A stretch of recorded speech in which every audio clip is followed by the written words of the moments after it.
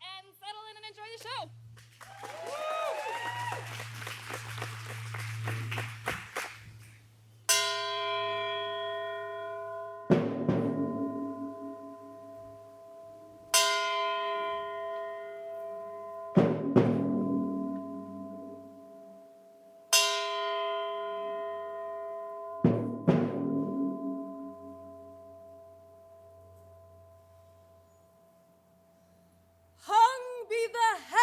With black, yield day to night, comets importing change of times and states, brandish your crystal tresses in the sky, and with them scourge the bad revolting stars that have consented unto Henry's death.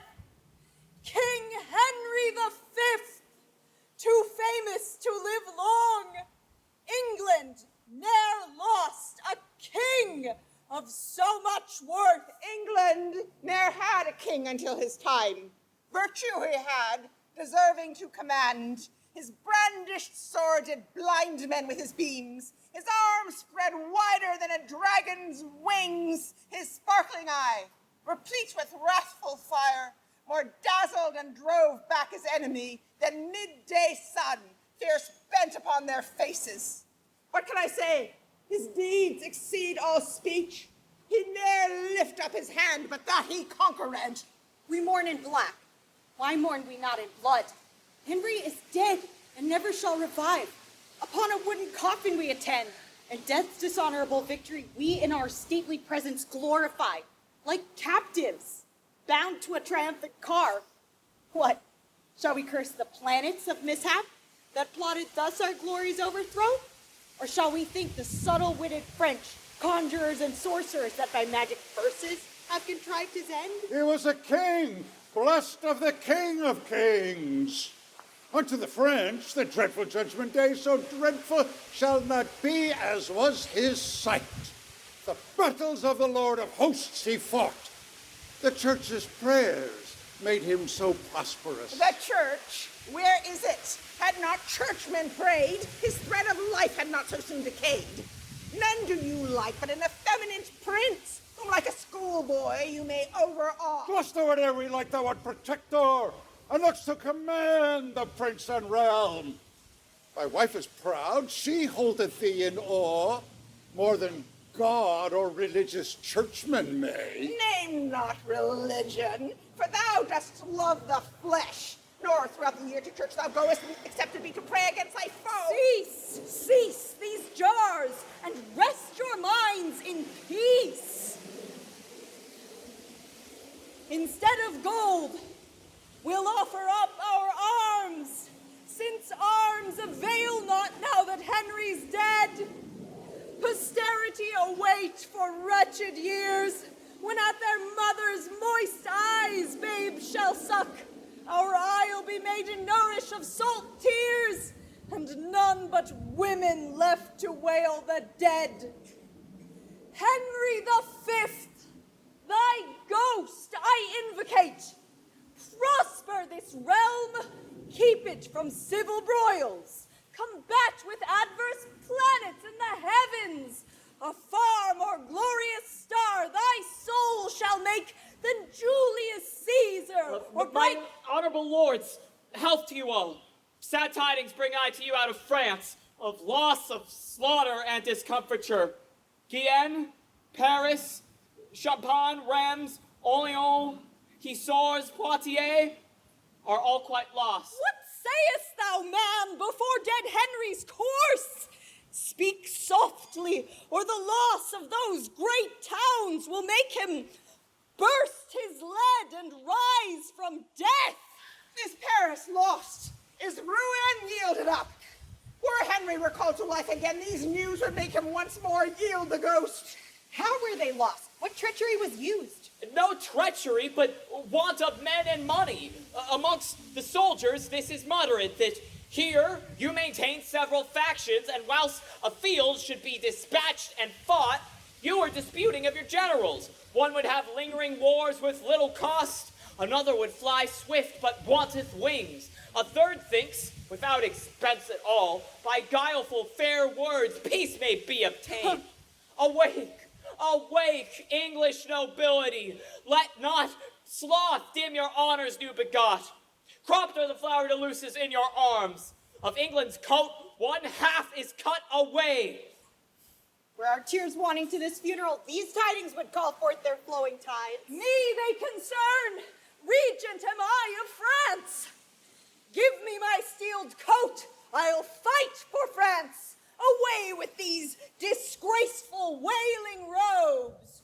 Wounds will I lend the French instead of eyes to weep their intermissive misery. Lords, view these letters full of bad mischance.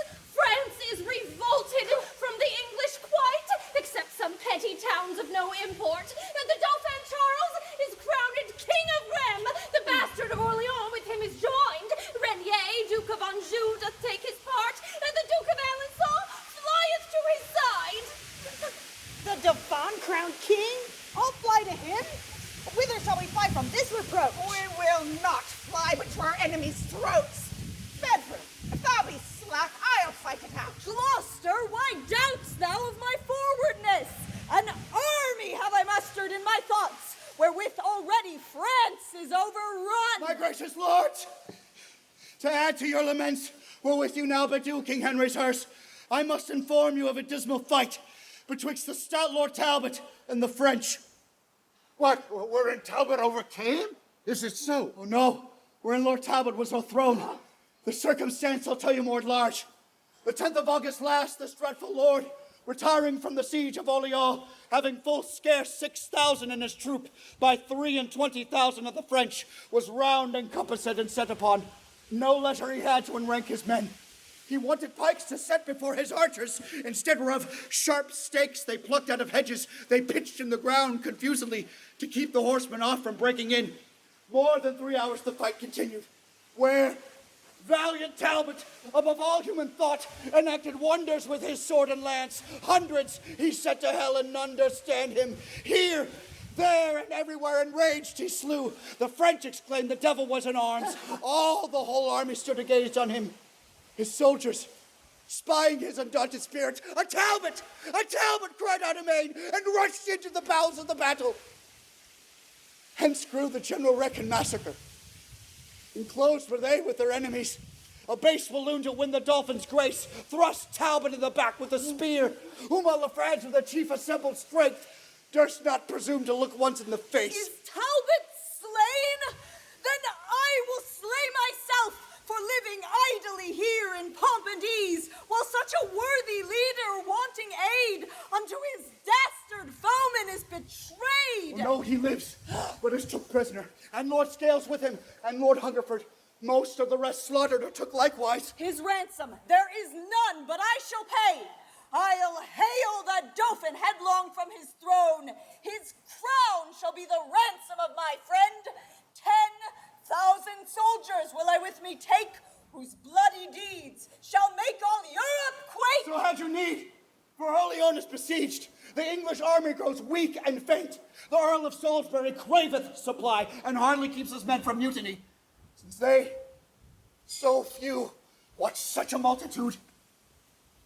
Remember, lords, your oaths to Henry sworn, either to quell the Dauphin utterly, or to bring him in obedience to your yoke. I do remember it, and here I take my leave to go about my preparation. I'll to the tower with all the haste I can, there to view the artillery and munition, and then I will proclaim young Henry king.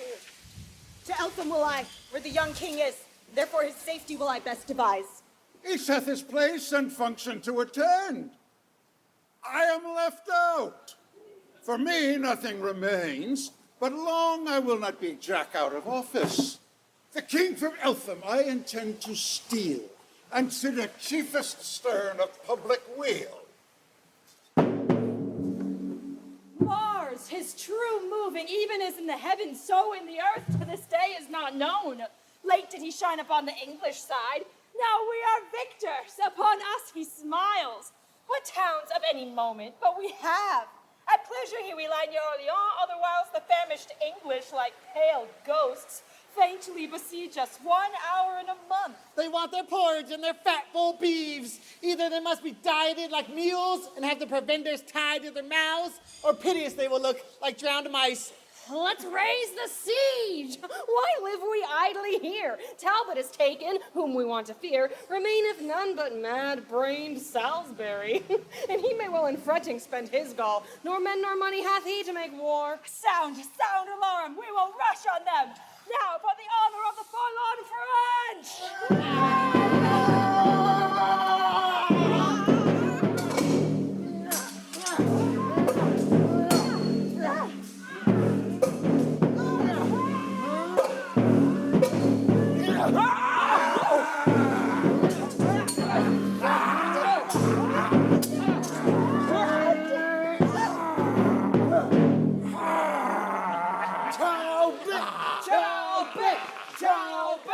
Talbot! Whoever saw the like? What men have I, dogs, cowards, dastards? I would ne'er have fled, but that they left me midst my enemies. Salisbury is a desperate homicide. He fighteth as one weary of his life. The other lords, like lions wanting food, do rush upon us as their hungry prey. For Sara, a countryman of ours, records England all Olivers and Rolands bred during the time Edward III did reign. More truly may not us be verified, for none but Samson and Goliath ascended forth to skirmish 1 to 10, lean, raw-boned rascals. Who would I suppose to have such courage and audacity? Let's leave this town, for they are harebrained slaves, and hunger will enforce them to be more eager. Of old I know them, rather with their teeth the walls they'll tear down than forsake the siege. I think by some odd gimmers or device, their arms are set like clocks, stiff to strike on, else ne'er could they hold out as they do. By my consent, we'll even let them alone. Be it so. Bastard of Orleans, thrice welcome to us. Methinks your looks are sad, your cheer appalled. Hath the late overthrow wrought this offense? Be not dismayed, for succor is at hand. A holy maid here with me I bring, which by a vision sent to her from heaven, ordained it is to raise this tedious siege and drive the English forth the bounds of France. The spirit of deep prophecy she hath, exceeding the 9 sibyls of old Rome. What's past and what's to come, she can descry. Speak, shall I call her in? Believe my words, for they are certain and infallible. Go, call her in. But first, to try her skill, Reignier, stand thou as Dauphin in my place. Question her proudly, let thy looks be stern. By this means shall we sound what skill she hath. Fair maid, is't thou wilt do these wondrous feats? Reignier, is thou that thinkest to beguile me? Where is the Dauphin? Come from behind. I know thee well, though never seen before. Be not amazed, there's nothing hid from me. In private will I talk with thee apart. Stand back, you lords, and give us leave a while. She takes upon her bravely at first dash. Dauphin, I am by birth a shepherd's daughter, my wit untrained in any kind of art. Heaven and Our Lady gracious hath it pleased to shine on my contemptible estate. Lo, whilst I waited on my tender lambs, and 2 suns parching heat displayed my cheeks, God's mother deigned to appear to me, and in a vision full of majesty willed me to leave my base vocation and free my country from calamity. Her aid she promised and assured success.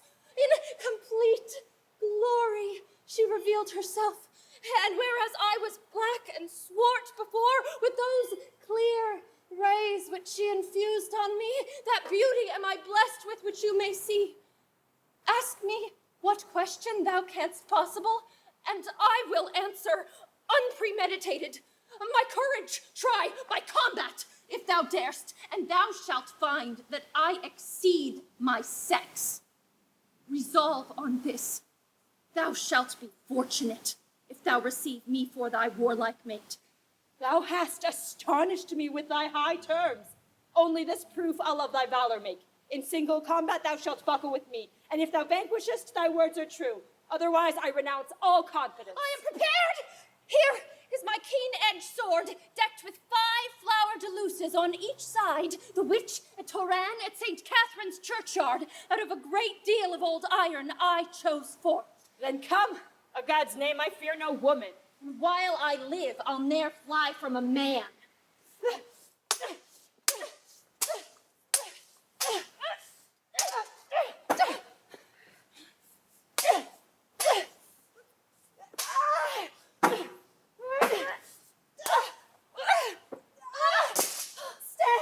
Stay, thou art an Amazon, and fightest with the sword of Deborah. Christ's mother helps me, else I were too weak. Whoe'er helps thee, 'tis thou that must help me. Impatiently I burn with thy desire. My heart and hands thou hast at once subdued. Excellent Pucelle, if thy name be so, let me thy servant and not sovereign be. 'Tis the French Dauphin sueth to thee thus. I must not yield to any rights of love, for my profession's sacred from above. When I have chased all thy foes from hence, then will I think upon a recompense. Meantime, look gracious on thy prostrate thrall. My lord, methinks, is very long in talk. Doubtless he shrives this woman to her smock, else ne'er could he so long protract his speech. Shall we disturb him, since he keeps no mean? He may mean more than we poor men do know. These women are shrewd tempters with their tongues. My lord, where are you? What devise you on? Shall we give over Orleans or no? Why, no, I say, distrustful recreants! Fight till the last gasp. I will be your guard. What she says I'll confirm. We'll fight it out. Assigned am I to be the English scourge. This night the siege assuredly I'll raise. Expect St. Martin's summer, halcyon days, since I have entered into these wars. Glory is like a circle in the water, which never ceaseth to enlarge itself, till by broad spreading it disperse to naught. With Henry's death, the English circle ends. Dispersed are the glories it included. Now am I like that proud, insulting ship, which Caesar and his fortune bear at once. Was Mahomet inspired with a dove, thou with an eagle art inspired then? Bright star of Venus fallen down on the earth, how may I reverently worship thee enough? Leave off delays and let us raise the siege. Woman, do what thou canst to save our honors. Drive them from Orleans and be immortalized. Presently we'll try. Come, let's away about it. No prophet will I trust if she prove false.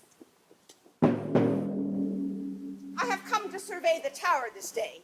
Since Henry's death, I fear there is conveyance. Oh! Maybe these are warders, if they wait not here. Open the gates, here's Gloucester that calls. Who's there that knocks so imperious? It is the noble Duke of Gloucester. Maybe he may not be let in. Villain! Answer ye so, the Lord Protector! The Lord protect them then. We do no otherwise than we are willed. Who willed you? Or whose will stands but mine? There's none protector of the realm but I.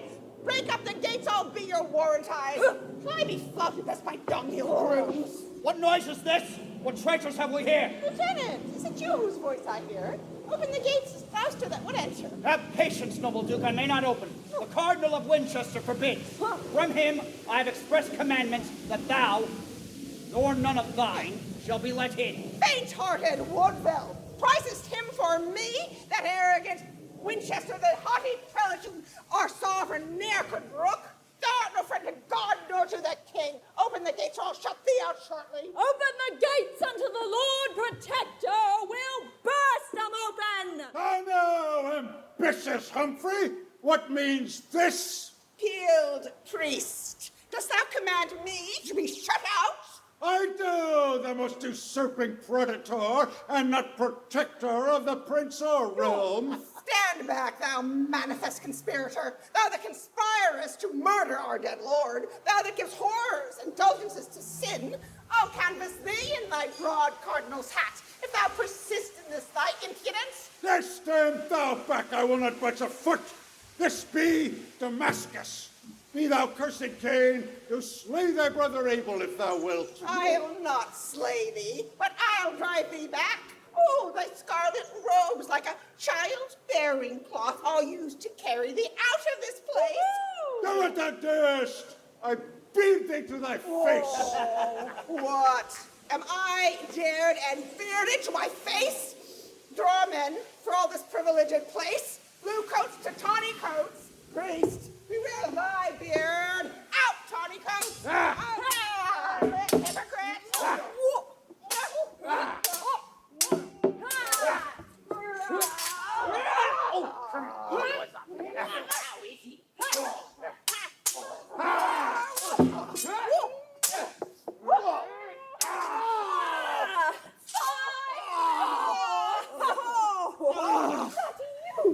Being supreme magistrates thus contumeliously should break the peace. The peace, mayor. Thou knowest little of my wrongs. Here's Beaufort hath constrained the tower to his use. There's Gloucester, a foe to citizens.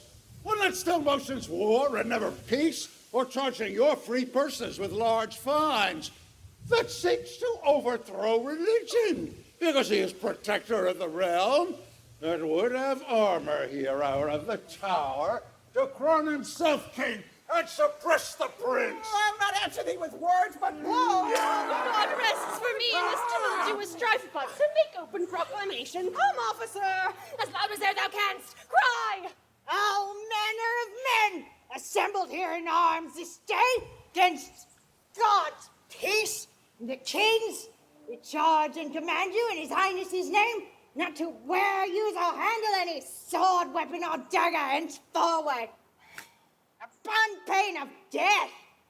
Cardinal, I'll be no breaker of the law, but we shall meet and break our minds at large. Gloucester, we will meet to thy cost, be sure. Thy heart blood I will have for this day's work. I'll call for clubs, if you will not away. This cardinal's more haughty than the devil. Farewell, mayor, thou dost for what thou mayest. Abominable Gloucester, guard thy head, for I intend to have it ere long. See the coast cleared, and then we will depart. Good God! These nobles should such stomachs bear. I myself fight not once in 40 years.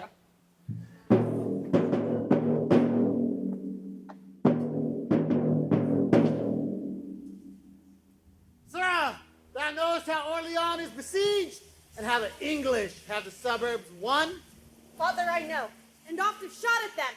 However unfortunate, I missed my aim. But thou shalt not. Be thou ruled by me. Chief master gunner I am of this town. Something I must do to procure me grace. The prince's espials have informed me how the English in the suburbs, close entrenched, want through a secret grate of iron bars in yonder tower to overpeer the city and thence discover how with most advantage they may vex us with shot or with assault. To intercept this inconvenience, a piece of ordnance against it have I placed, and even these 3 days have I watched if I can see them. But now do thou watch, for I can stay no longer. If thou spiest any, run and give me word, and thou shalt find me at the governor's. Father, I warrant you, take you no care. I'll never trouble you if I may spy then. Talbot! My life! My joy! Again returned! How wert thou handled being prisoner? Or by what means gotst thou to be released? Discourse, I prithee, on this turret's top. The Duke of Bedford had a prisoner called the brave Lord Ponton de Saint-Trai. From him was I exchanged in ransomment before a baser man of arms by far. Once in contempt they would have bartered me, which I disdained, scorned, and craving death rather than I would be so ill esteemed. In fine, redeemed I was as I desired. Ah, yet tell'st thou not how thou wert entertained. With scoffs and scorns and contumelious taunts. In open marketplace produced me they to be the public spectacle of all. Here, they say, is the terror of the French, the scarecrow that affrights our children so. Then broke I from the officers that led me, and with my nails dig stones out of the ground to hurl at the beholders of my shame. My grisly countenance made others fly. None durst come near for fear of sudden death. In iron walls they deemed me not secure. So great fear my name amongst them spread, that they supposed I could rend bars of steel and spur in pieces post adamant. Wherefore of a guard of chosen shot I had, who walked about me every minute while, and if I did but stir out of my bed, ready they were to shoot me in the heart. I grieve to hear what torments you endured, but we will be revenged sufficiently. Now, it is supper time in Orleans. Here, through this grate, I count each one of you the Frenchmen how they fortify. Let us look in. The sight will much delight thee. My Duke of Bedford and my Duke of Burgundy, let me have your express opinions where is best place to make our battery next. I think at the north gate, for there stand lords. And I here at the bulwark of the bridge. Not I see the city must be famished, but with light skirmishes enfeebled. Oh, Lord have mercy on me, woeful man. What chances is the Sully hath crossed us? Speak, Salisbury, if thou canst speak. How farest thou, mirror of all martial men? One of thy eyes and cheeks side struck off. Accursed tower, accursed fatal hand that contrived this woeful tragedy. In 13 battles Salisbury o'ercame. Henry the Fifth he first did train to the wars. Was any trump did sound nor drum struck up. His sword did nearly striking in the field. What stir is this? What tumult in the heavens? Whence cometh the alarm and the noise? My lord, the French have gathered head. The Dauphin with one Joan de Pucelle joined is come with a great power to raise the siege. Here, how dying Salisbury doth groan. It irks his heart, he cannot be revenged. Frenchman, I'll be a Salisbury to you. Pucelle or puzzle, dolphin or dogfish, your hearts I'll stamp out with my horse's heels and make a quagmire of your mingled brains. Convey me Salisbury to his tent, and then we'll try what these dastard Frenchmen dare.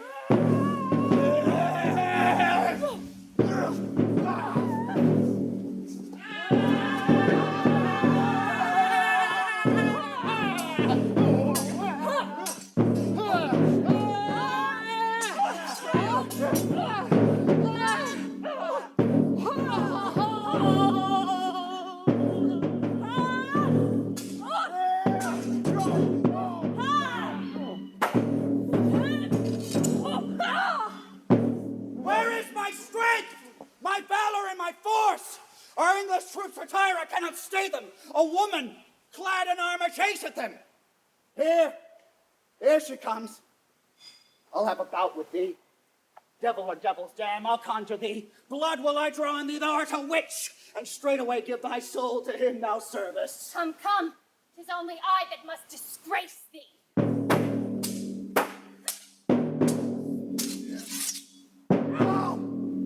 Heavens, can you suffer hell so to prevail? My breast I'll burst with straining of my courage, and from my shoulders crack my arms asunder. But I will chastise this high-minded strumpet.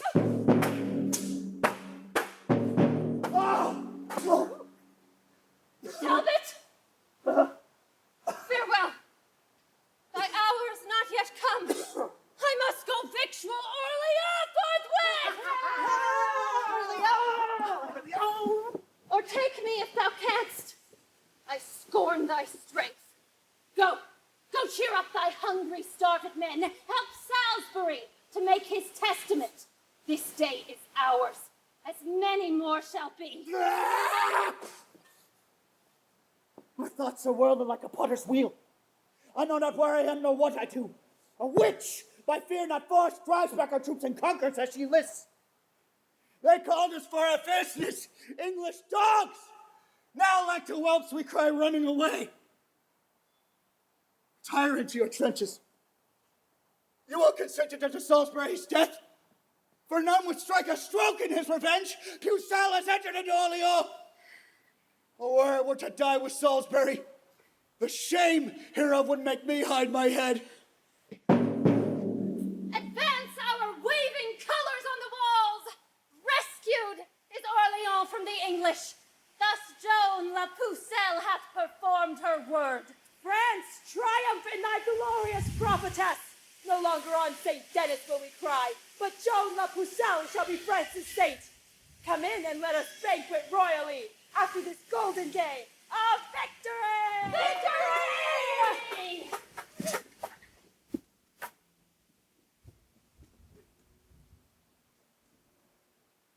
Take your place, Sara, and be vigilant. If any noise or soldier you perceive near to the wall, by some apparent sign, us have knowledge at the court of guard. Sergeant, you shall. Thus our poor servitors, while others sleep upon their quiet beds, constrained to watch in darkness, rain, and cold. Lord Regent, we're not Burgundy. By whose approach the regents of Alençon, Warwick, and Picardy are friends to us.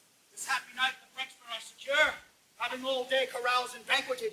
Embrace we then this opportunity, as fitting best to quittance their deceit, contrived by art and baleful sorcery. Coward of France! How much he wrongs his fame, despairing of his own arms' fortitude, to join with witches and the help of hell. Traitors have never other company. But what's that Pucelle whom they term so pure? A maid, they say. A maid! And be so martial. Pray God she prove not masculine ere long, if underneath the standard of the French she carry armor, as she hath begun. We'll let them practice and converse with spirits. God is our fortress, and in whose conquering name let us resolve to scale their flinty bulwarks. Ascend, brave Talbot. We will follow thee. Not altogether.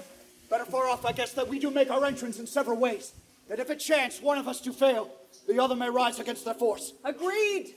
I'll to yond corner. And I to this. And here will Talbot mount and make his grave. Now, Salisbury, for thee, and for the right of English Henry shall this night appear, how much in duty I am bound to both.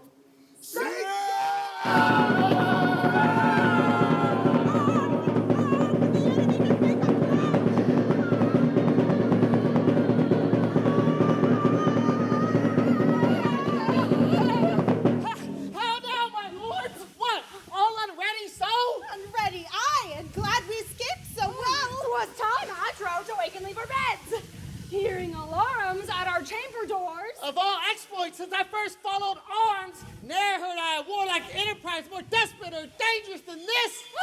I think this Talbot be a fiend of hell. If not of hell, the heavens sure favor him. Here cometh Charles. I marvel how he sped. That holy Joan was his defensive guard. Is this thy cunning, thou deceitful dame? Didst thou at first to flatter us withal, make us partakers of a little gain, that now our loss might be 10 times so much? Wherefore is Charles impatient with his friend? At all times would you have my power alike? Sleeping or waking must I still prevail, or will you blame and lay the fault on me? Improvident soldiers, had your watch been good, this sudden mischief never could have fallen. Duke of Alençon, this was your default, that being captain of the watch tonight did look no better to that weighty charge. Had all your quarters been as safely kept as whereof I had the government, we had not been thus shamefully surprised. Mine was secure. Then so was mine, my lord. And for myself, most part of all this night, within her quarter and mine own precinct, I was employed in passing to and fro about relieving of the sentinels. Then how or which way should they first break in? Question, my lords, no further of the case. How or which way? 'Tis sure they found some place, but weakly guarded, where the breach was made. And now there rests no other shift but this, to gather our soldiers scattered and dispersed, and lay new platforms to and damage them. A Talbot! A Talbot! It's Talbot! A Talbot! I'll be so bold to take what they have left. The cry of Talbot serves me for a sword. For I have loaded me with many spoils, using no other weapon but his name. A Talbot! A Talbot! A Talbot!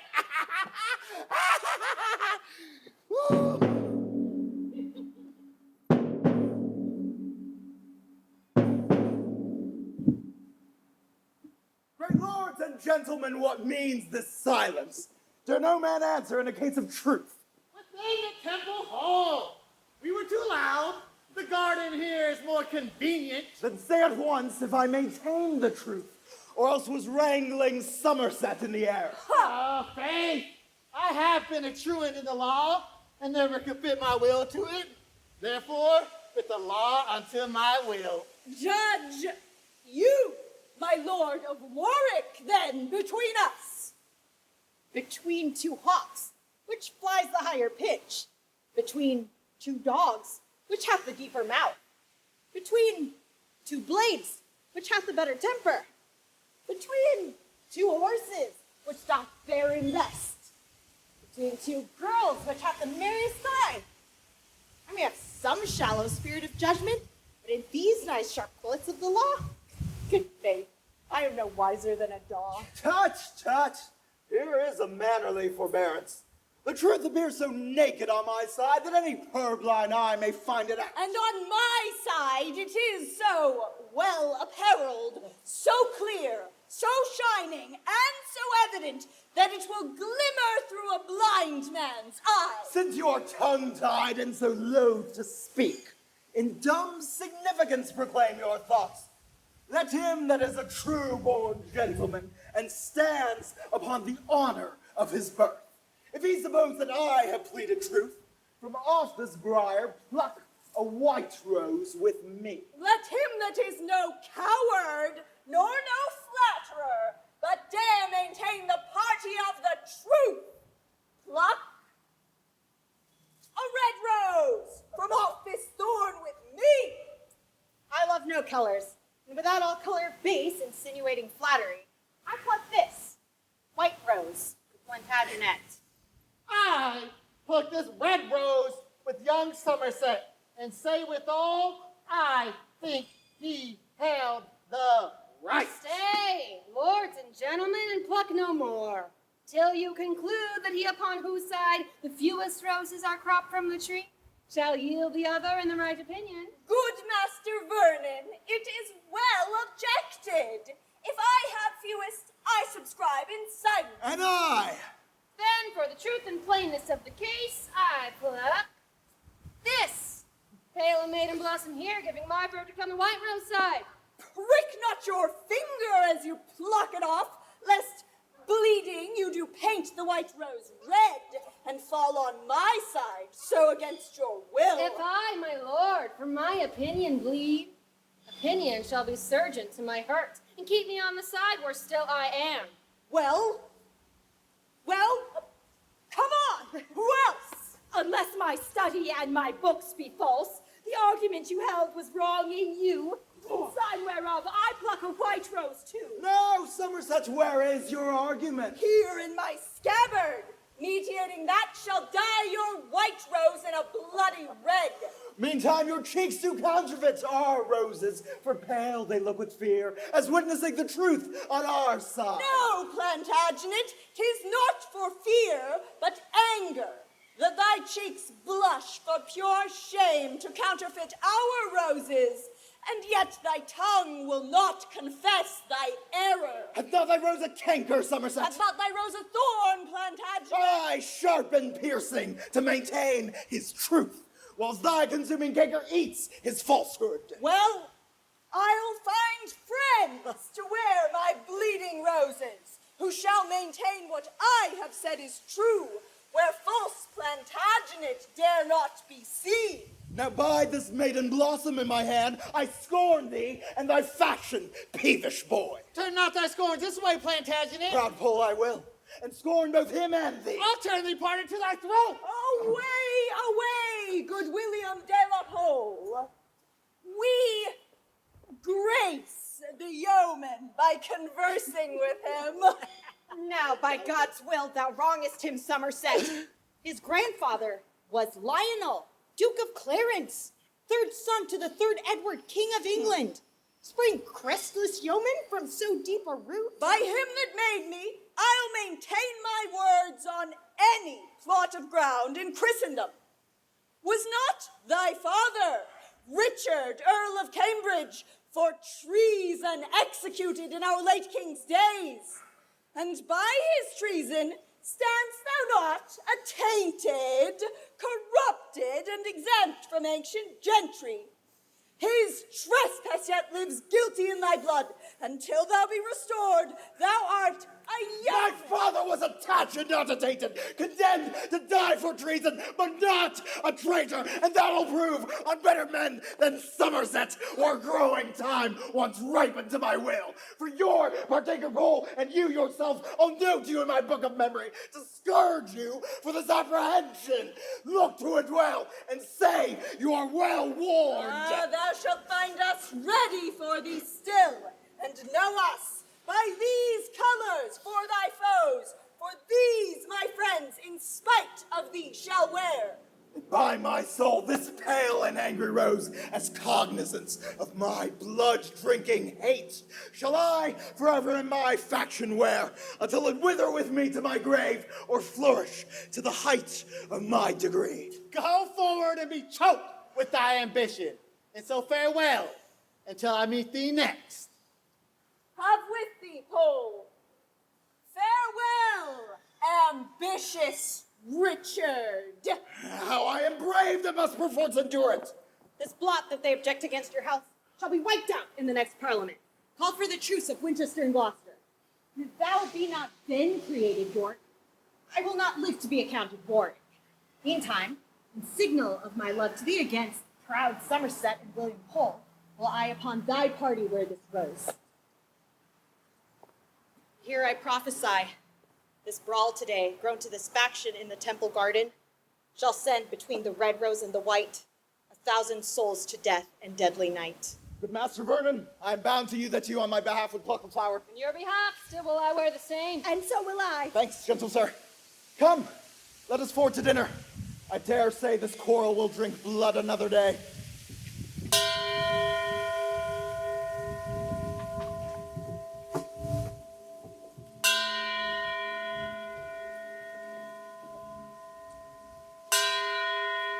Comest thou with deep premeditated lines? With written pamphlets studiously devised, Humphrey of Gloucester?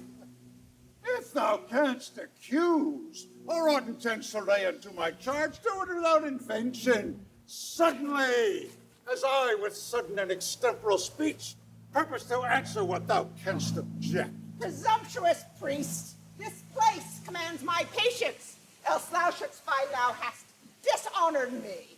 Think not, although in writing I preferred the method of thy vile, outrageous crimes, that therefore I have forged, or am not able verbatim to rehearse the method of my pen.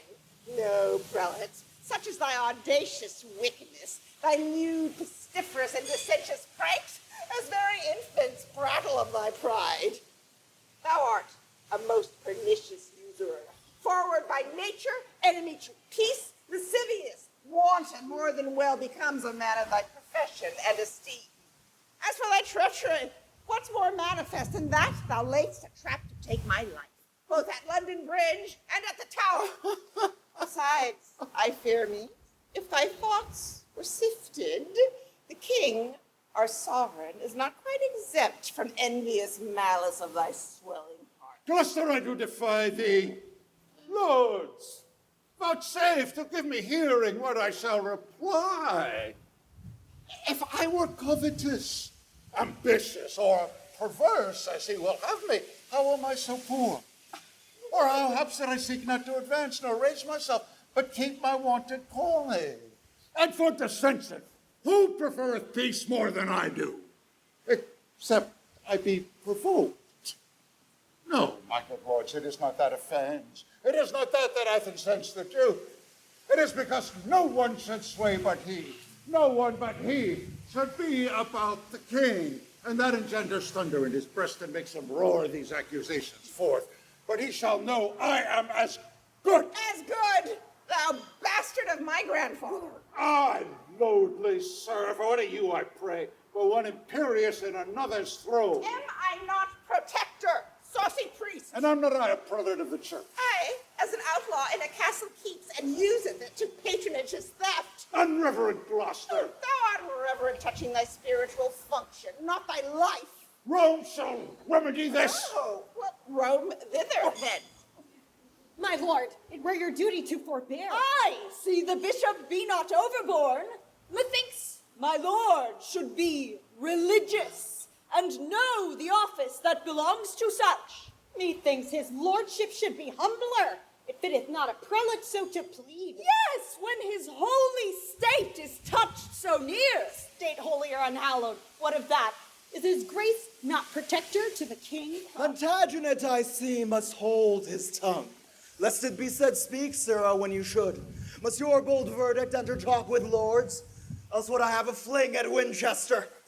Uncles of Gloucester and of Winchester, the special watchmen of our English weal, I would prevail, if prayers might prevail, to join your hearts in love and amity. Oh, what a scandal is it to our crown that two such noble peers as ye should jar. Believe me, lords, my tender years can tell. Civil dissension is a viperous worm that gnaws the bowels of the Commonwealth. And before... What tumult's this? An uproar, I dare warrant, begun through malice of the bishop's men. Oh, my good lords, and virtuous Henry, you pity the city of London, pity us, and the bishop and the Duke of Gloucester's men, forbidden late to carry any weapon, have filled their pockets full of pebble stones, and banding themselves in contrary parts, to pelt so fast at one another's pate that many have their giddy brains knocked out. Our windows are broke down in every street, and we for fear compelled to shut our shops. We charge you, on allegiance to ourselves, to hold your slaughtering hands and keep the peace. Pray you, Uncle Gloucester, mitigate this strife. If we be forbidden stones, we'll fall to it with her too. Do what ye dare, we are as resolute. You of my household, cease this peevish broil and set this unaccustomed fight aside. My lord, we know your grace to be a man just and upright, and by a royal birth inferior to none but to his majesty.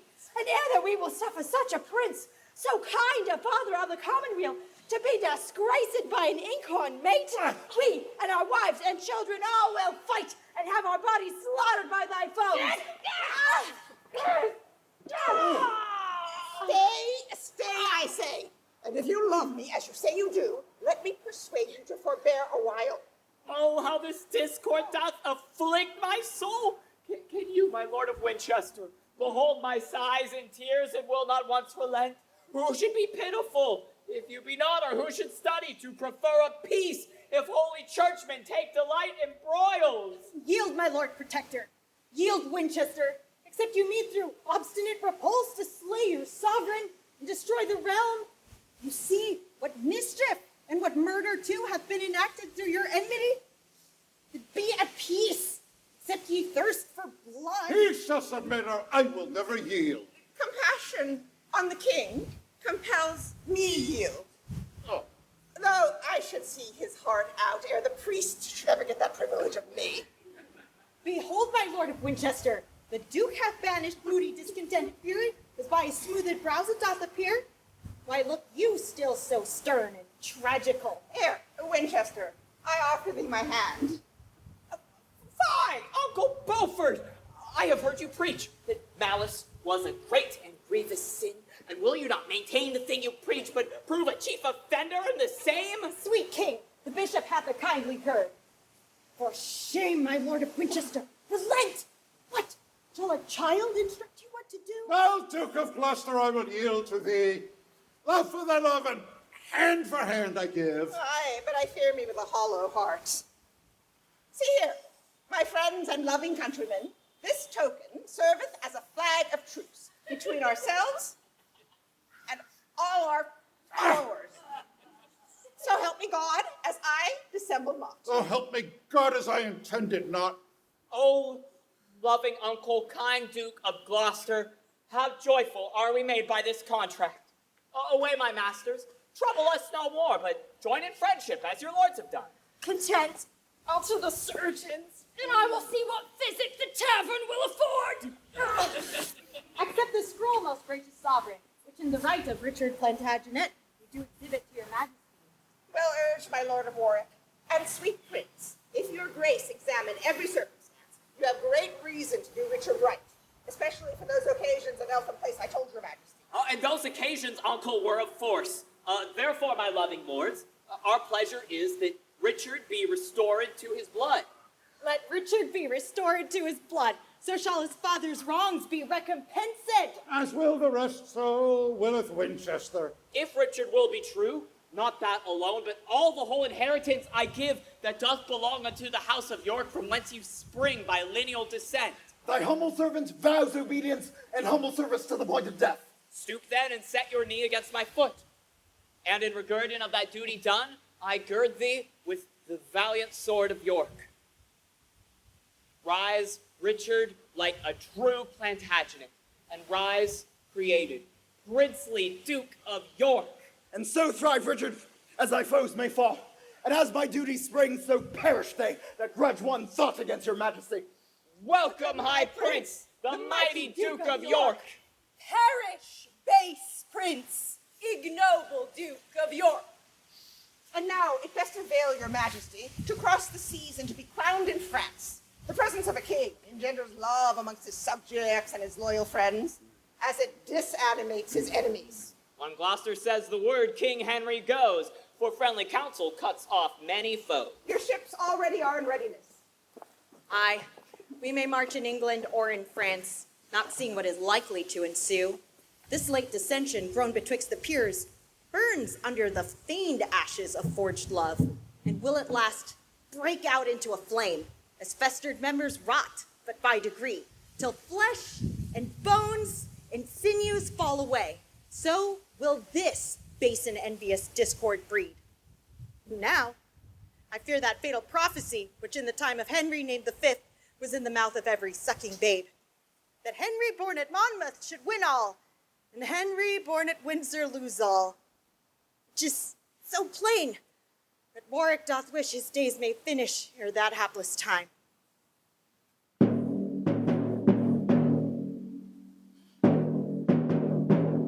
These are the city gates, the gates of Rouen, through which our policy must make a breach. Take heed. Be wary how you place your words. Talk like the vulgar sort of market men that come to gather money for their corn. If we have entrance, as I hope we shall, and that we find the slothful watch but weak, I'll, by a sign, give notice to our friends that Charles the Dauphin may encounter them. With our sacks, we shall sack the city and be lords and rulers over Rouen. Therefore, we'll knock. Oh, qui est là? Paysan, le pauvre Jean de France, and poor market folk that come to sell their corn. Enter, go in. The market barely strong. And now, Rouen, I'll shake thy bulwarks to the ground. Saint Denis bless this happy stratagem, and once again we'll sleep secure in Rouen. Here entered Bessel and her practices. Now she is there. How will she specify which is the best and safest passage in? By thrusting out a torch from yonder tower, which, once discerned, shows that her meaning is no way to that for weakness which she entered. Behold, here is the happy wedding torch that joineth Rouen unto her countrymen, but burning fatal to the Talbot tides. See, noble Charles, the beacon of our friend, the burning torch in yonder turret stand. Now shineth like a comet of revenge, a prophet to the fall of all our foes.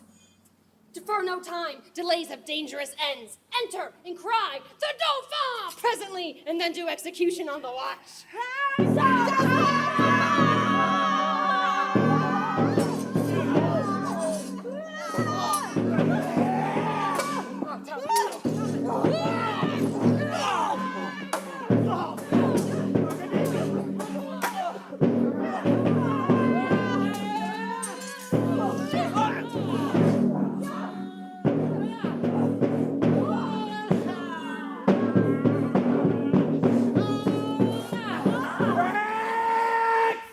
Thou shalt rue this treason with thy tears, if Talbot but survive thy treachery. Pucelle, that witch, that damned sorceress, hath wrought this hellish mischief unawares. And hardly we escape the pride of France. Bedford. Good morrow, gallants. Want ye corn for bread? I think the Duke of Burgundy will fast before he'll buy again at such a rate. 'Twas full of darnel.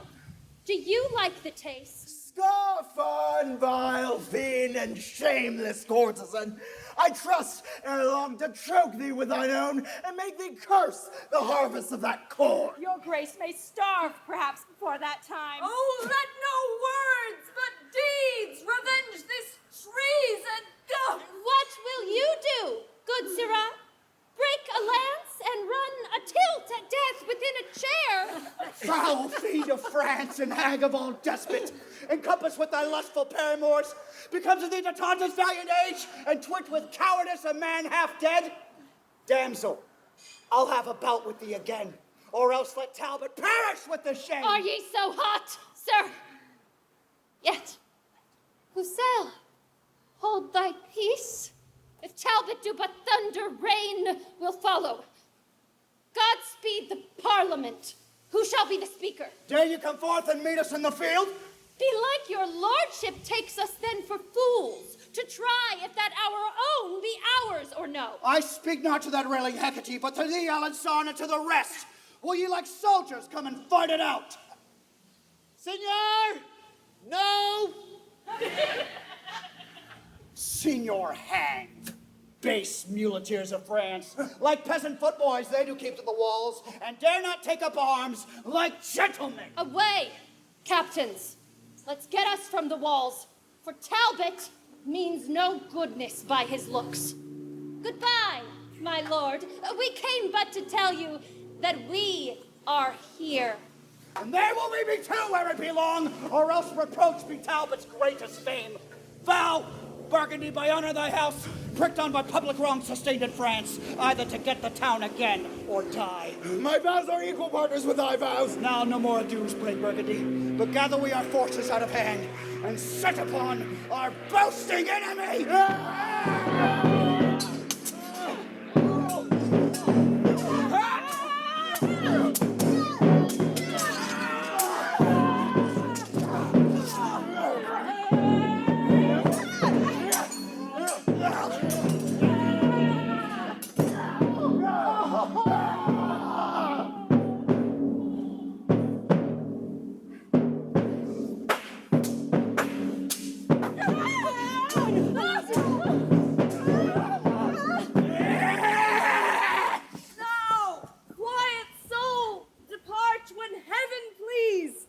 Since I have seen our enemies overthrow, what is the trust or strength of foolish man? They that of late were daring with their scoffs are glad and fain by flight to save themselves. Lost and recovered in a day again. This is a double honor, Burgundy. Yet heavens have the glory for this victory. Warlike and martial Talbot, Burgundy enshrines thee in his heart, and there erects thy noble deeds as valor's monuments. Thanks, gentle Duke. Yet before we go, let's not forget the noble Duke of Bedford late deceased. A braver soldier never couched lands. A gentler heart never did sway in court. For kings and mightiest potentates must die. That's the end of human misery.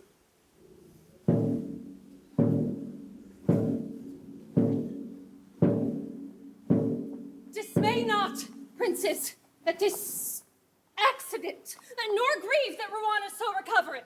Care is no cure, but rather corrosive for things that are not to be remedied. So, thus it must be. This doth Joan devise, with fair persuasions mixed with sugared words we will entice the Duke of Burgundy to leave the Talbot and to follow us. Aye, marry, sweeting, if we could do that, France were no place for Henry's warriors, nor should that nation boast it so with us, but be extirped from our provinces. Forever should they be exposed from France and never hold title of earldom here. Your honor shall perceive how I will bring this matter to the wished end. Hark! By the sound of drum, you may perceive their powers are marching unto Parisward. There goes the Talbot, with his colors spread, and all the troops of England after him. Now in the rearward comes the Duke, and his fortune in favor makes him lag behind. Summon a parley. We will talk with him. A parley with the Duke of Burgundy. Who craves a parley with the Burgundy? The princely Charles of France, your countryman. What sayest thou, Charles? For I am marching hence. Speak, Pucelle, and enchant him with thy words. Brave Burgundy, undoubted hope of France, stay. Let your humble handmaid speak to thee. Speak on, but be not over tedious. Look on thy country. Look on fertile France, and see the cities and the towns defaced by wasting ruin of the cruel foe, as looks the mother on her lowly babe when death doth close his tender dying eyes. See the pining malady of France. Behold the wounds, the most unnatural wounds, which thou thyself hast given her woeful breast. Oh, turn thy edged sword another way. Strike those that hurt, and hurt not those that help. One drop of blood drawn from thy country's bosom should grieve thee more than streams of foreign gore. Return thee, therefore, with a flood of tears, and wash away thy country's stained spots. Either she hath bewitched me with her words, or nature makes me suddenly relent. Besides, all French and France exclaims on thee, doubting thy birth and lawful progeny.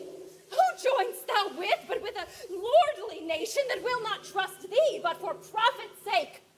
When Talbot hath set footing once in France, and fashioned thee that instrument of ill, who then but English Henry will be lord, and thou be thrust out like a fugitive? Call we to mind, and mark but this for proof, was not the Duke of Orleans thy foe? And was he not in England prisoner? But when they heard he was thine enemy, they set him free, without his ransom paid, in spite of Burgundy and all his friends. See then, thou fightst against thy countrymen, and joinst with them will be thy slaughtermen. Come, return, thou wandering lord. Charles and the rest will take thee in their arms. I am vanquished. These haughty words of hers have battered me like roaring cannon shots and made me almost yield upon my knees. Forgive me, country and sweet countrymen, and lords, accept this hearty kind embrace. My forces and my power of men are yours. So farewell, Talbot. I'll no longer trust thee. Done like a Frenchman, turn and turn again. Welcome, brave Duke. Thy friendship makes us fresh, and doth beget new courage in our breasts. Pucelle hath bravely played her part in this, and doth deserve a coronet of gold. Now let us on, my lords, and join our powers, and seek how we may prejudice the foe.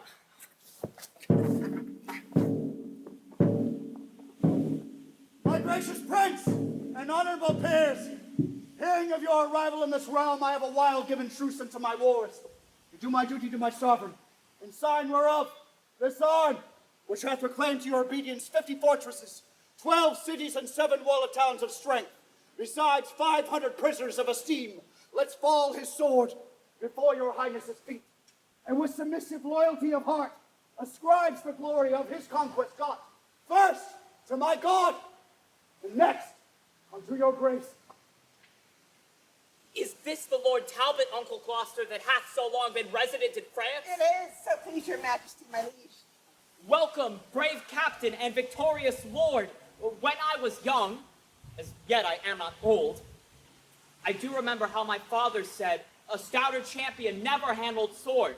Long since, we were resolved of your truth, your faithful service, and your toil in war, yet never have you tasted our reward or been regarded with so much as thanks, because till now we never saw your face. Therefore stand up, and for these good deserts, we here create you Earl of Shrewsbury. And in our coronation, take your place.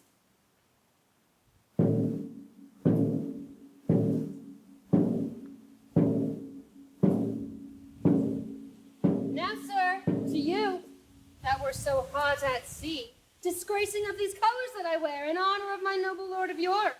Darest thou maintain the former words thou spakest? Yes, sir, as well as you, dear patronage, the envious barking of your saucy tongue against my lord the Duke of Somerset. Sirrah, thy lord I honor as he is. Why, what is he? As good a man as yours. Hark ye not so. In witness, take ye that. Villain! Thou know'st law of arms is such that whoso draws a sword 'tis present death, or else this blow should broach thy dearest blood. But I'll unto his majesty and crave I may have liberty to avenge this wrong. When thou shalt see, I'll meet thee to thy cost. Well, miscreant, I'll be there as soon as you, and after, meet you sooner than you would.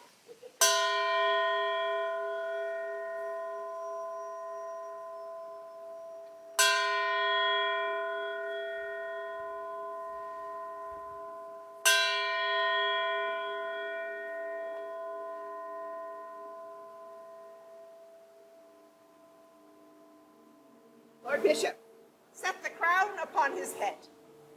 God save King Henry of that name the sixth. God save the king! God save the king! God save the king! And now, Governor of Paris, take your oath that you elect no other king but him, esteem none your friend but such as are his friends, and none your foe but such as to pretend malicious practices against his state. This shall you do, so help you God. So help you God. Now, my Lord Protector, view the letter sent from our uncle, Duke of Burgundy. What means his grace that he hath changed his style? Nothing but plain and bluntly to the king? Hath he forgot he is his sovereign? Or doth this churlish superscription pretend some alteration in goodwill? Let's hear it. I have, upon a special cause, moved by compassion for my country's wreck, together with a pitiful complaints as such as your oppression feeds upon, forsaken your malicious faction, and joined with Charles, the rightful king of France. Oh, monstrous treachery! Can this be so? That in alliance, amity, and oath should be found such false dissembling guile? What, doth my uncle Burgundy revolt? He doth, my lord, and is become your foe. Is that the worst this letter doth contain? It is the worst, and all he writes. Why then, Lord Talbot there shall talk with him and give him chastisement for this abuse. How say you, my lord? Are you not content? Content, my liege? Yes, but that I'm prevented. I should have begged I might have been employed. Then gather strength and march unto him straight. Let him perceive how ill we brook his treason, and what offense it is to flout his friends. I go, my liege, and heart desiring still, you may behold confusion in your foes. Grant me the combat, gracious sovereign. And me, my lord, grant me the combat too. This is my servant. Hear him, noble prince. And this is mine, sweet Henry. Favor him. Be patient, lords, and give them leave to speak.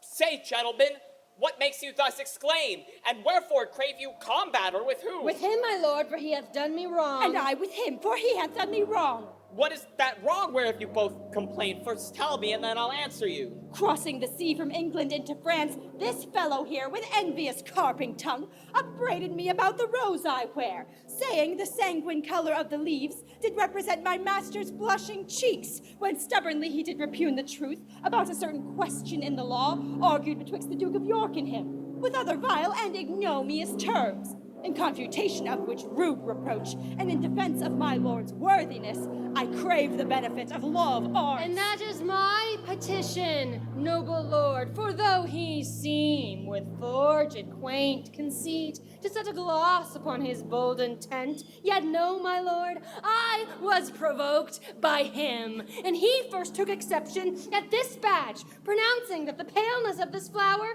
bewrayed the faintness of my master's heart. Will not this malice Somerset be left? Your private grudge, my lord of York, will out, though ne'er so cunningly you smother it. Good lord!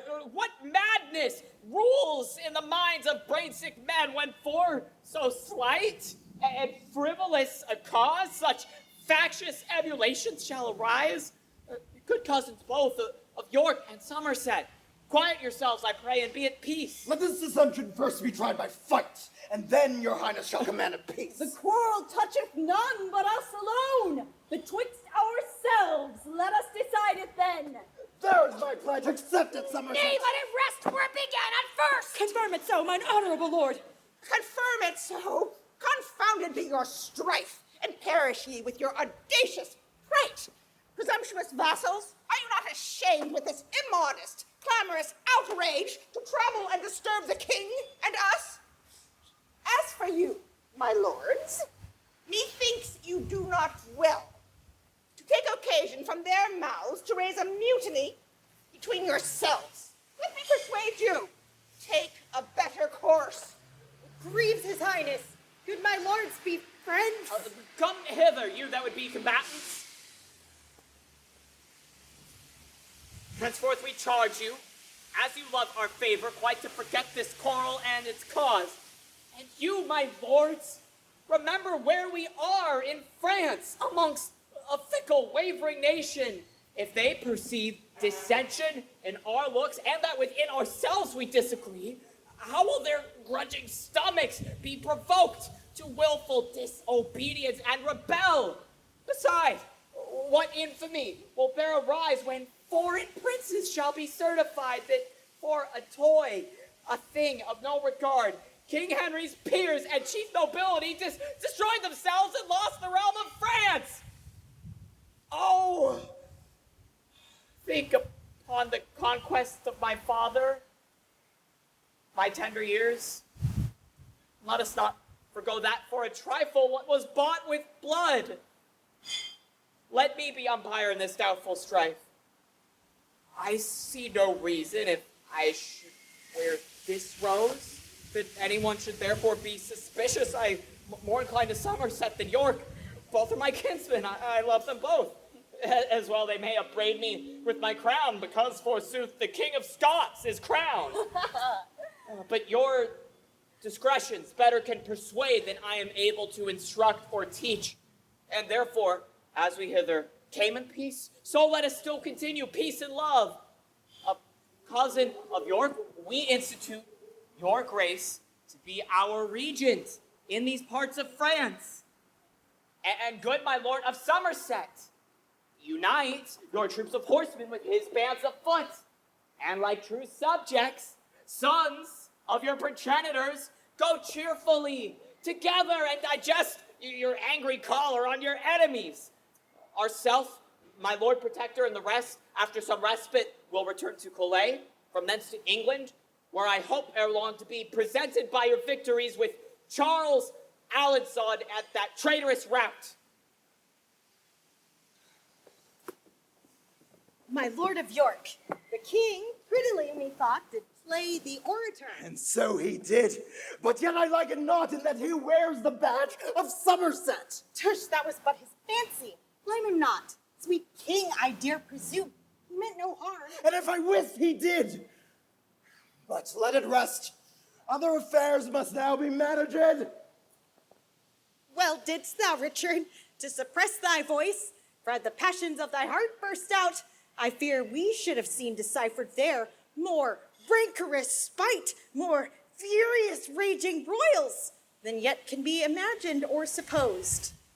But howsoe'er, no simple man that sees this jarring discord of nobility, this shouldering of each other in the court, this factious bandying of their favorites, but that it doth presage some ill event. 'Tis much when scepters are in children's hands, but more when envy breeds unkind division. There comes the reign. There begins confusion.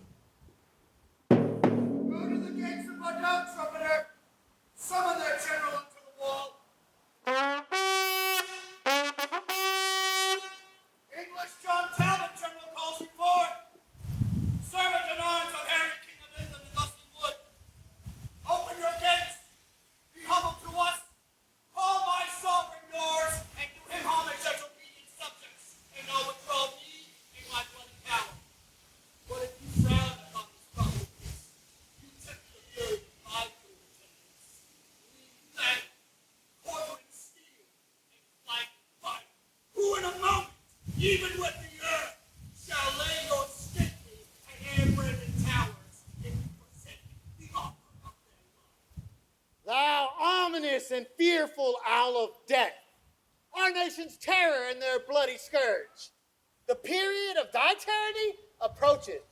On us thou canst not enter but by death. For I protest, we are well fortified and strong enough to issue out and fight. If thou retire, that thou fall, stands with the snares of war to tangle thee. On each hand thee there are squadrons pitched to wall thee from thy liberty of flight, and no way canst thou turn for redress. But death doth front thee with apparent spoil, and pale destruction meets thee in thy face. 10,000 French have taken the sacrament to ride their dangerous artillery upon no Christian soul but English Talbot. Lo, there stands a breathing, valiant man of invincible, unconquered spirit. These eyes that see thee now, well colored, shall see thee withered, bloody, pale, and dead. Hark! Hark! The Dauphin's drum! A warning bell sings heavy music to thy timorous soul, and mine shall sing that dire departure out. Table stop! Out!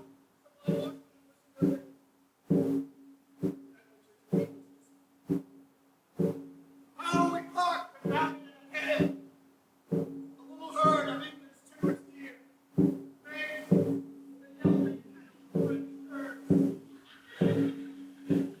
Bring the English deer.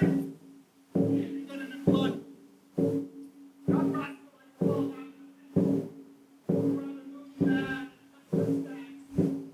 turn on the bloody hounds with heads of steel. The cowards stand a little bit.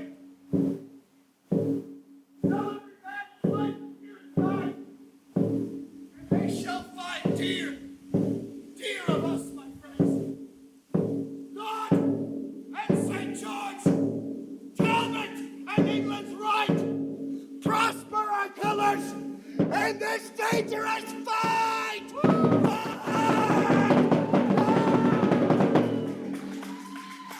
Are not the speedy scouts returned again that dogged the mighty army of the Dauphin? They have returned, my lord, and given out that he has marched to Bordeaux with his power to fight with Talbot.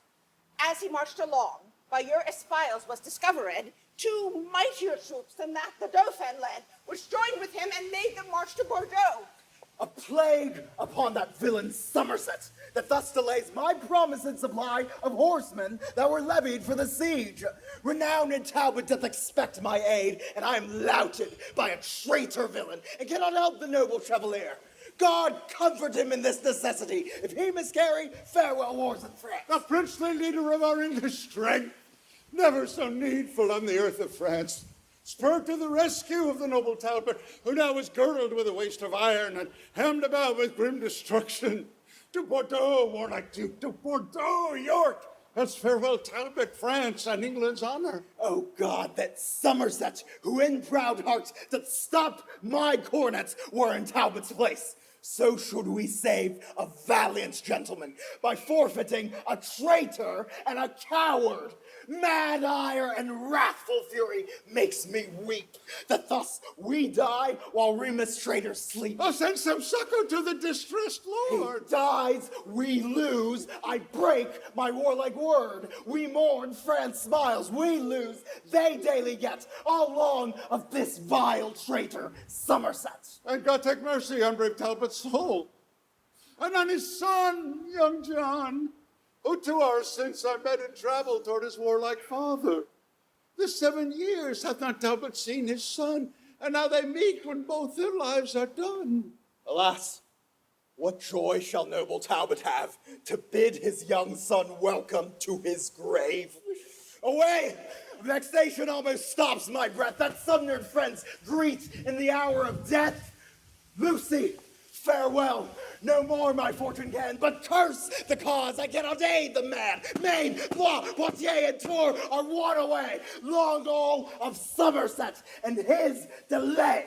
Thus, while the vulture of sedition feeds in the bosom of such great commanders, sleeping neglection doth betray to loss the conquest of our scarce called conqueror. That ever-living man of memory, Henry V, Was they each other cross? Lives, honors, lands, and all hurried to loss.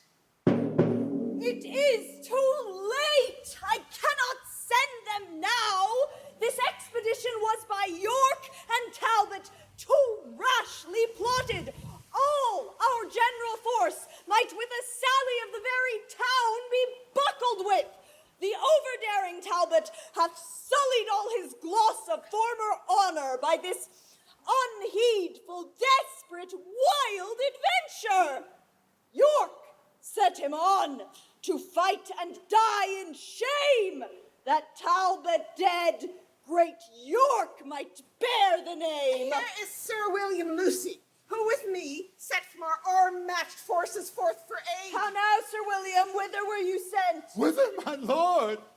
From bought and sold Lord Talbot, who rimmed about with bold adversity calls out for noble York and Somerset to beat assailing death from his weak legions. And watch the honorable captain there drops bloody sweat from his war-wearied limbs, and in advantage lingering calls for rescue. You, his false hope, the trust of England's honor, keep off aloof with worthless emulation, and Talbot perisheth by your default. York set him on. York should have sent him aid. And York is fast upon your grace, exclaimed, swearing that you withhold his levied host collected for this expedition. York lies! He might have sent and had the horse. I owe him little duty and less love, and take foul scorn to fawn on him by sending. The fraud of England, and not the force of France, hath now entrapped the noble-minded Talbot. Never to England shall he bear his life, but dies, betrayed to fortune by your strife. Come, go. I will dispatch the horsemen straight. Within 6 hours, they will be at his aid. Too late comes rescue. He is ta'en or slain, for fly he could not if he would have fled, and fly would Talbot never, though he might. If he be dead, brave Talbot, then adieu. His fame lives in the world, his shame in you. Young John Talbot, I did send for thee to tutor thee in the stratagems of the war. When sapless age and weak and unable limbs should bring thy father to his drooping chair. But oh, malignant and ill-brooding stars, thou art come unto a feast of death, a terrible and unavoided danger. Therefore, dear boy, mount on my swiftest horse, and I'll direct thee in how shalt thou escape by sudden flight. Come, dally not, be gone. Is my name Talbot? And am I your son? And shall I fly?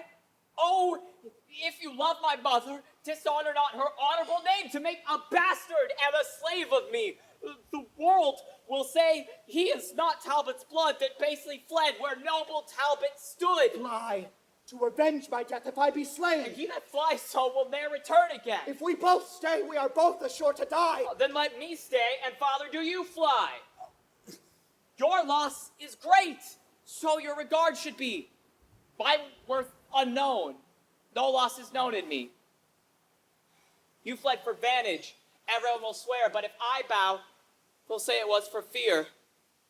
There is no hope that ever I will save the first hour I shrink and run away. Here on my knee, I beg mortality rather than life preserved with infamy. Upon my blessing, I command thee go! To fight I will, but not to fly the foe. Stay, go, do what you will. For life will I.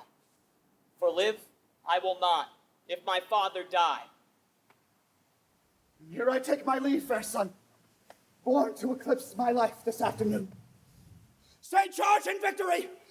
Fight, soldiers! Fight!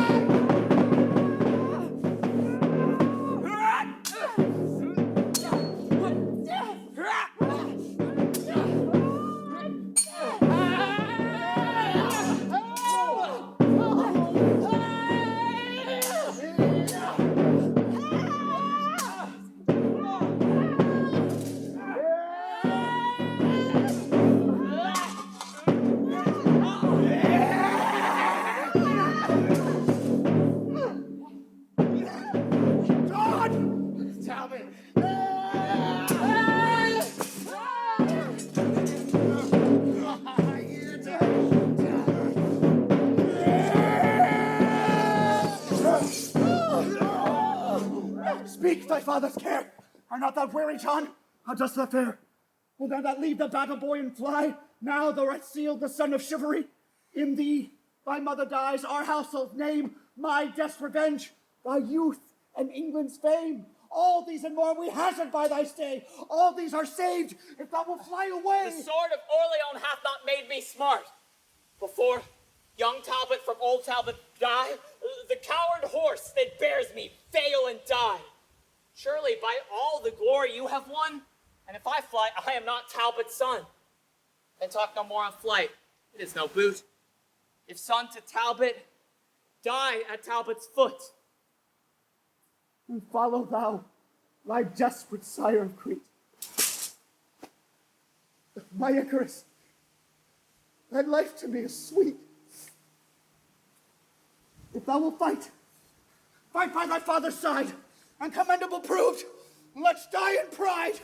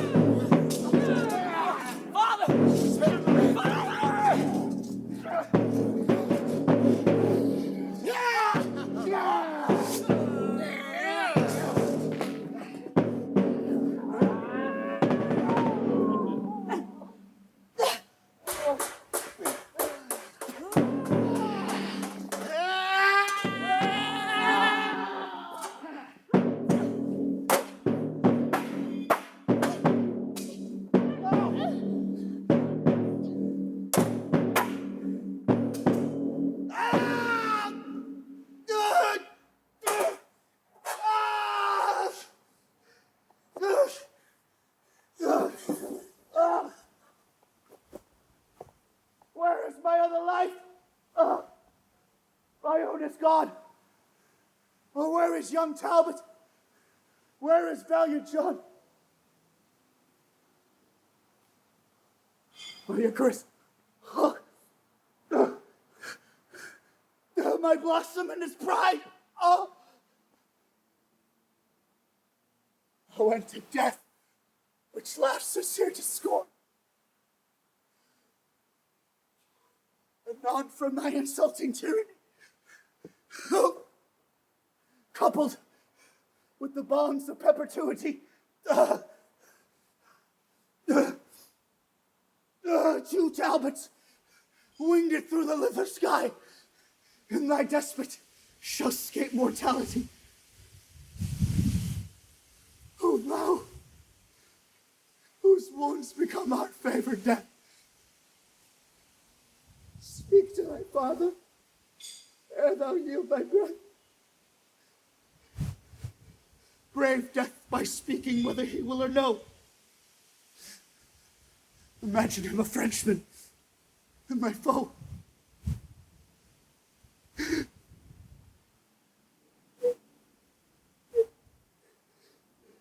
Poor boy, he smiles, methinks, as who should say,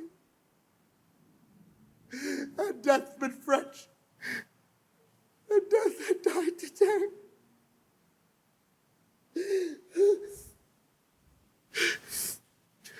Soldiers, adieu. I have what I would have.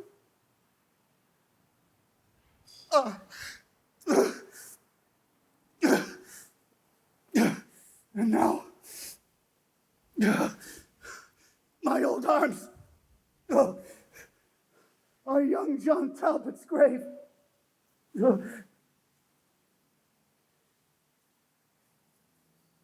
Had York and Somerset brought rescue in, we should have found a bloody day of this. How the young whelp of Talbot's raging wood did flesh his puny sword in Frenchman's blood. Once I encountered him, and thus I said, "Thou maiden youth, be vanquished by a maid." But with a proud, majestical, high scorn, he answered thus, "Young Talbot was not born to be the pillage of a giglet wench. So rushing to the bowels of the French, he left me proudly, as unworthy fight. Hew them to pieces, hack their bones asunder, whose life was England's glory, Gallia's wonder. Oh, no, forbear! For that which we have fled during the life, let us not wrong it dead. Convey me to the Dauphin's tent to know who hath obtained the glory of the day. On what submissive message art thou sent? Submission, Dauphin? 'Tis a mere French word. We English warriors wot not what it means. I come to know what prisoners thou hast ta'en, and to survey the bodies of the dead. For prisoners ask thou, hell our prison is. But tell me whom thou seekst. Well, lives the great Alcides of the field, valiant Lord Talbot, Earl of Shrewsbury, created for his rare success in arms, great Marshal of Wasford, Waterford, and Valence. Lord Talbot of good rig and urchin field, Knight of the Noble Order of St. George, great Marshal Henry the Sixth of all his wars within the realm of France. Now here's a silly, stately style indeed. Him that thou magnifiest with all these titles, stinking and fly-blown, lies here at our feet. Is Talbot slain? The Frenchman's only scourge? Your country's terror and black nemesis? No. Where mine eyeballs into bullets turn, that I in rage might shoot them at your faces. Give me the bodies, that I may bear them hence, and give them burial as beseems their worth. I think this upstart is old Talbot's ghost. He speaks with such a proud, commanding spirit.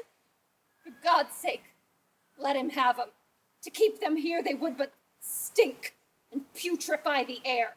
Go, take their bodies hence. I'll bear them hence, and from their ashes shall be reared a phoenix that shall make all France afeard. So we be rid of them, do with them what thou wilt. And now to Paris in this conquering vein. All will be ours, now bloody Talbot slain. What tidings send our scouts, I prithee speak? The English army that divided was into two parties is now conjoined in one. It means to give you battle, presently. Somewhat too sudden, sirs, the warning is, but we will presently provide for them. I trust Talbot's ghost is not there. Now he is gone, my lord. You need not fear. Then on, my lords, and France be fortunate. Of all base passions, fear is most accursed. Command the conquest, Charles. It shall be thine. Let Henry fret, and all the world repine.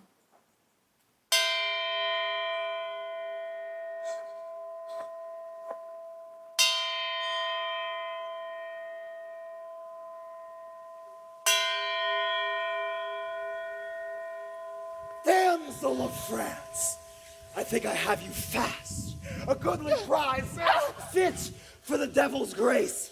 See how the ugly wench doth bend her brows, as if with Circe she would change my shape. Changed to a worser shape thou canst not be. Fell-banning hag!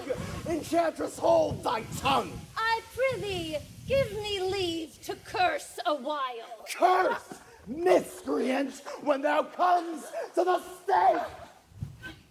What thou wilt, thou art my prisoner!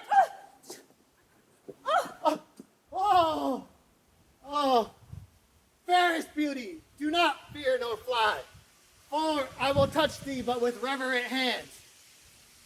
I kiss these fingers for eternal peace, and lay them gently on thy tender side. Who art thou? Say it so I may honor thee. Margaret, my name, and daughter to a king, the King of Naples, whosoe'er thou art. An Earl I am, and Suffolk am I called. Be not offended, nature's miracle.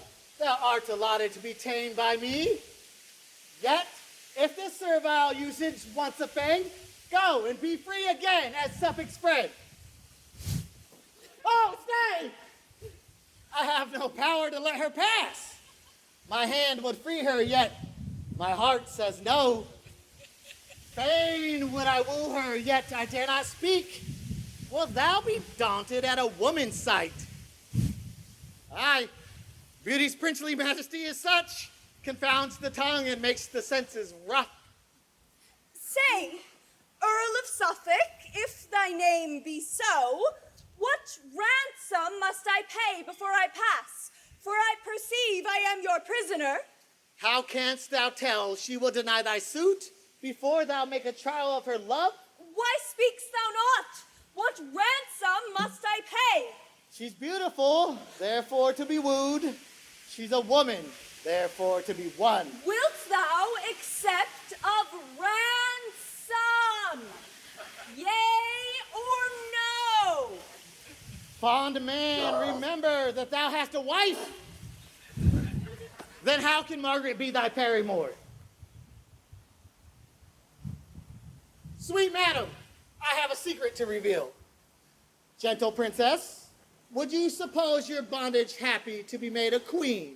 To be a queen in bondage is more vile than is a slave in base servility, for princes should be free. And so shall you, if happy England's royal king be free. Why, what concerns his freedom unto me? I'll undertake to make thee Henry's queen, to put a golden scepter in thy hand, and set a precious crown upon thy head, if thou will condescend to be my... What? His love. I am unworthy to be Henry's wife. No, gentle madam, I unworthy am to woo so fair a dame to be his wife, and have no portion in the choice myself. How say ye, madam? Are ye so content? And if my father please, I am content. Then call our captains and colors forth. And madam, at your father's castle walls, we'll crave a parley to confer with him. See, Reignier, see thy daughter, thy prisoner. To whom? To me. Suffolk, what remedy? I am a soldier and unapt to weep, or to exclaim on fortune's fickleness. There is remedy enough, my lord. Consent. And for thy honor, give consent. Thy daughter shall be wedded to my king. Since thou dost deign to woo her little worth, to be the princely bride of such a lord, upon condition I may quietly enjoy mine own, the country Maine and Anjou, free from oppression or the stroke of war, my daughter shall be Henry's, if he please. That is her ransom. I deliver her, and these 2 counties I'll undertake. Your grace shall well and quietly enjoy. And I, again in Henry's royal name, as deputy unto that gracious king, give thee her hand, for sign of plighted faith. Reignier of France, I give thee kingly thanks, because this is a traffic of a king, and yet methinks I may be well content to be my own attorney in this case. I'll over then to England with this news and make this marriage to be solemnized. So farewell.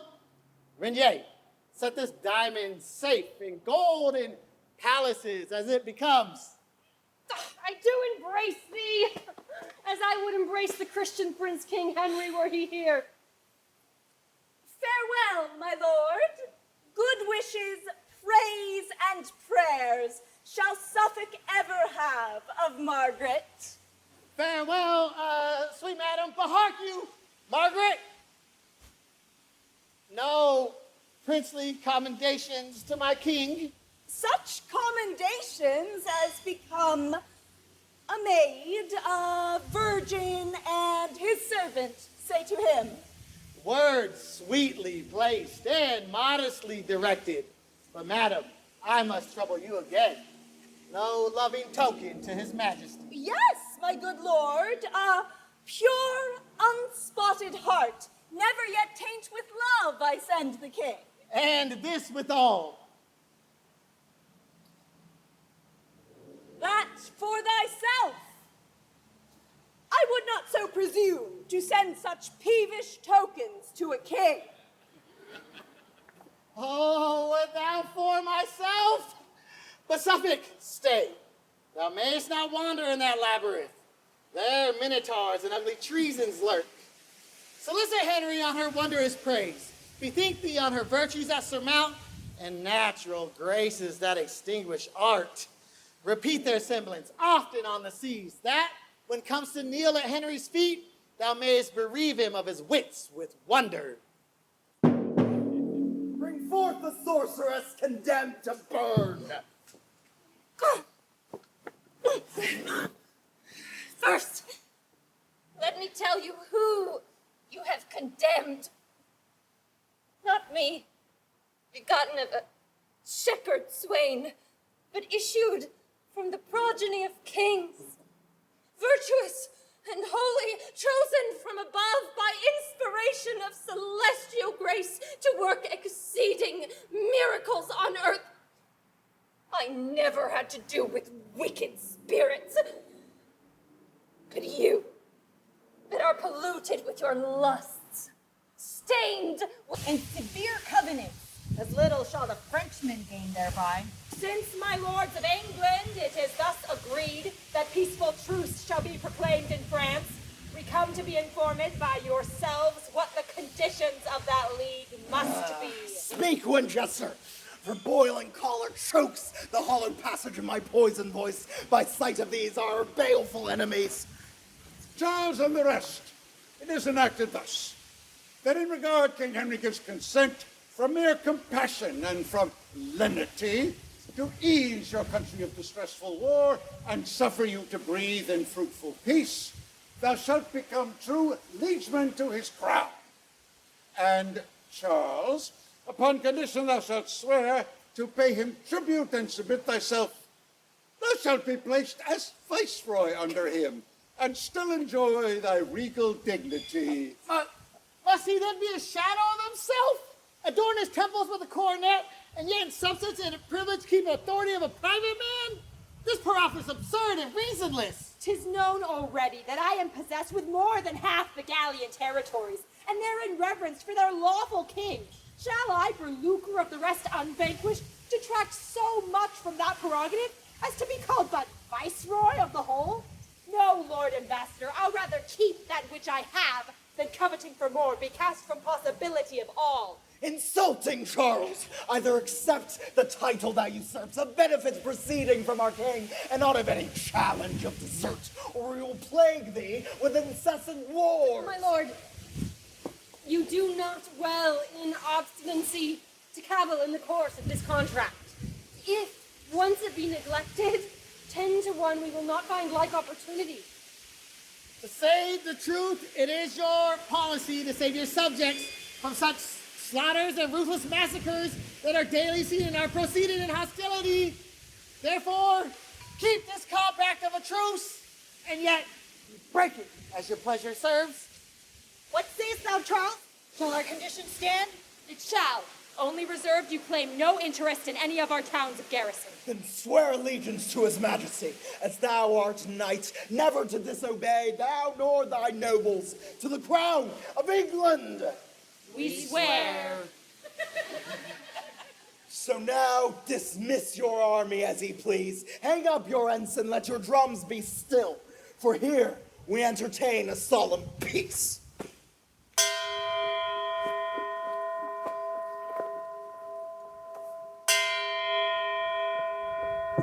My lord, Suffolk's wondrous rare description of beauteous Margaret hath astonished me.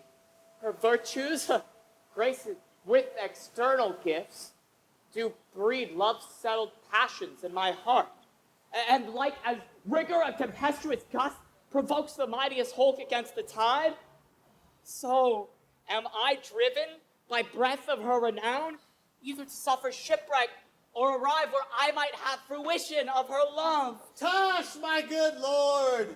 This superficial tale is but preface of her worthy praise. She is content to be at your command. Command, I mean, of virtuous, chaste intents. To love and honor Henry as her lord.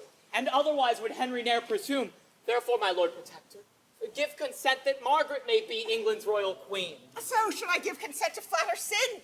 You know, my lord, your highness is engaged to another lady of esteem. How shall we then dispense with that contract and not deface your honor with reproach? Whom should we match with Henry, being a king, but Margaret, that is daughter to a king? Her peerless feature, joined with her birth, approves her fit for none but a king. Her valiant courage and undaunted spirit, more than in women is commonly seen, will answer out our issue and hope of a king. For Henry, son unto a conqueror, is likely to beget more conquerors if with a woman of so high resolve as is fair Margaret, he be linked in love. Then yield, my lords, here, and conclude with me that Margaret shall be queen and none but she. Whether it be through force of your report, my noble Lord of Suffolk, or for that my tender youth was never yet attaint with any passion of inflaming love, I cannot tell. But this I am assured, I feel such sharp dissension in my breast, such fierce alarums, both of hope and fear, as I am sick with working of my thoughts. Take therefore shipping. Post, my lord, to France, agree to any covenants, and procure that Lady Margaret do vouchsafe to come, to cross the seas to England and be crowned King Henry's faithful and anointed queen. And you, good uncle, banish all offense.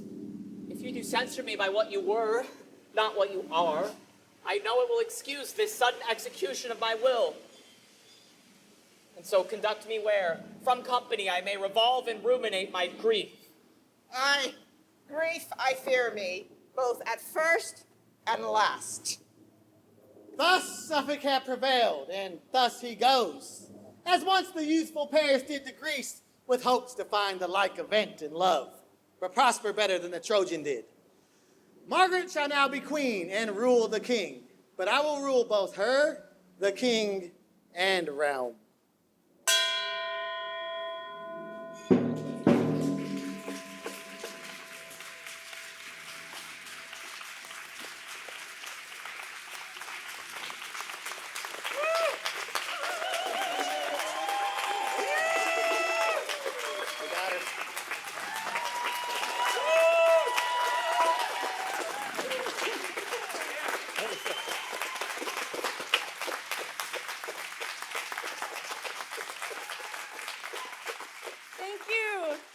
Thank you all so much for this warm reception and for